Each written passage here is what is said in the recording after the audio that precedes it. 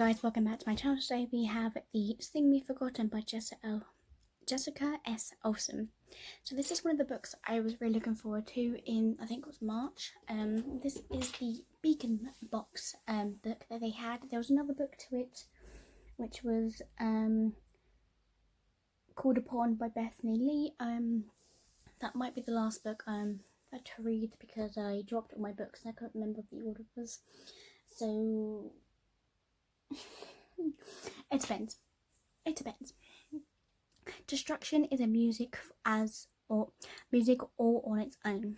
So excited. I do have the author letter still inside. So inside we still have this plain kind of needle back, and then we have this kind of gold spine.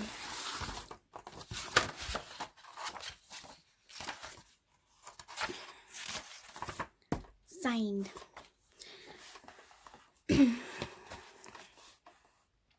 So Istar does not exist, at least not beyond the oblet walls of the opera house. Cast into a world at birth for being one of the magical few who can manipulate memories when people sing, she was saved by Cyril, the opera house's owner. Since the day he's given her the sanctuary for the murderous world outside, all he asks in return is that she use her power to keep ticket sales high, and she stays out of sight, for if everyone discovers she survived, Istar and Cyril would pay with their lives. Istar breaks Cyril's rule when she meets Emmerich Rodin, a charming boy who throws her quiet, solitary life out of balance.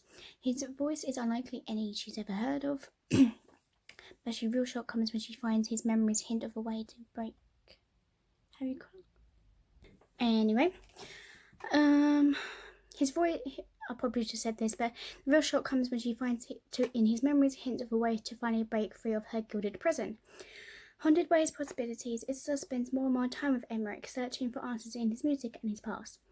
But the price for freedom is deeper than Istar could have ever known. Even as she struggles with her growing feelings for Emmerich, she learns in order to take charge of her own destiny, she must become the monster the world tried to drown in the first place.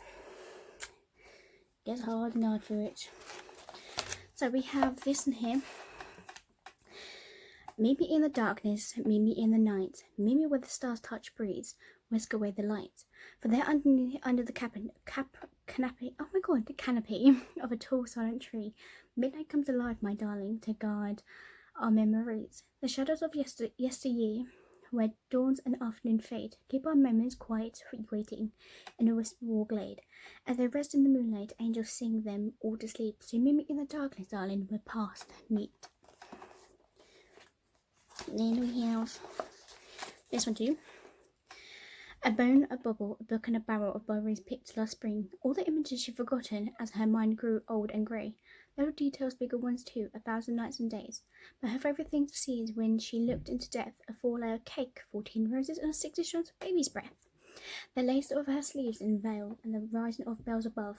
The thought of her heart and the strum of the strings, as she gave her soul to her love. Oh. And then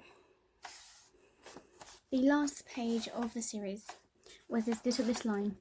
I take one last look at the city that raised me, imprisoned me, set me free, and now, then I am gone, disappeared, forgotten.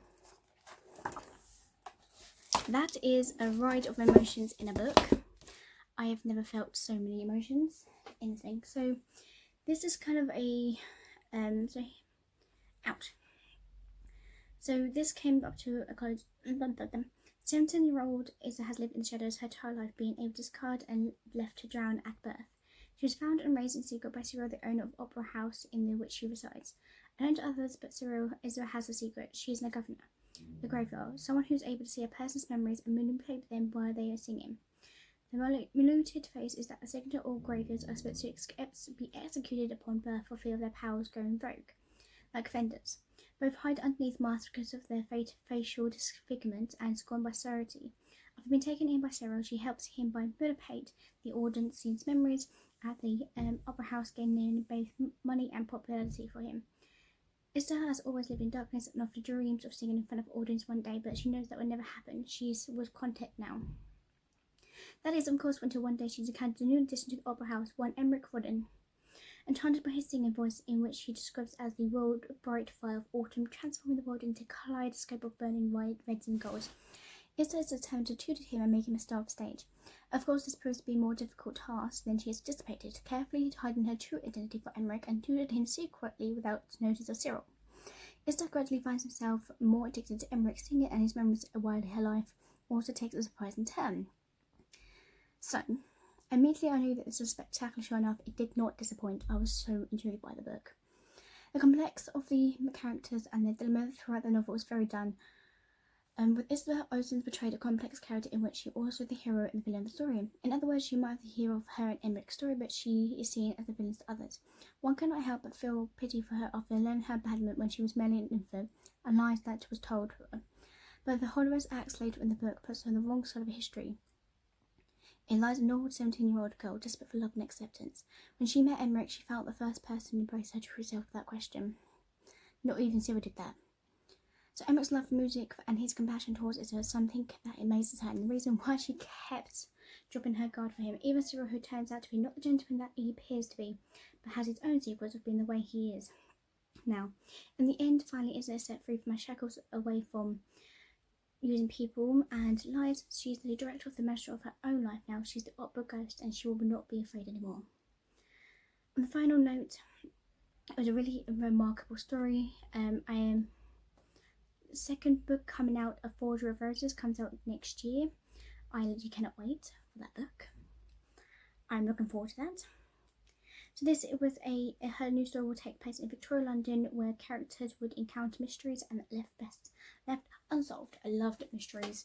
It's so good. This book was definitely something I loved to the pieces, and I cannot wait to find out the next book.